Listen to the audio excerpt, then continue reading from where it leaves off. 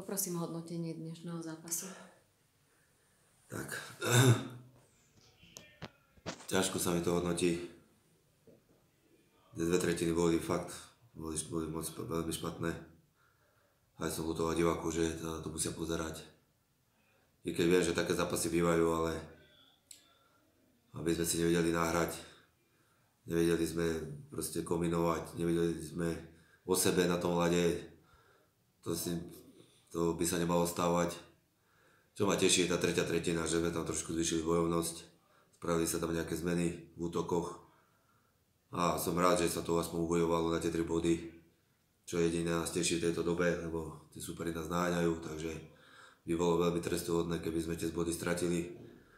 Ale už som to povedal aj chlapcom v kabíne teraz, mali som tam nejaký príhovor, že proste my sme tam, kde sme, vďaka nejakej obetavej hre, bojovnosti a nejakej tímovej práci a dneska to tam chýbalo a bohužiaľ nejaký profesorský hokej. To asi na to nemáme, alebo možno, že máme, ale dneska to tak proste nešlo hrať, lebo ten super výborne korčuloval, výborne napadal.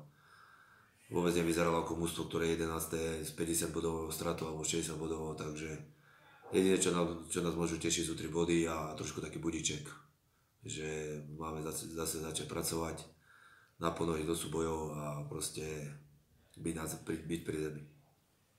Ďakujem.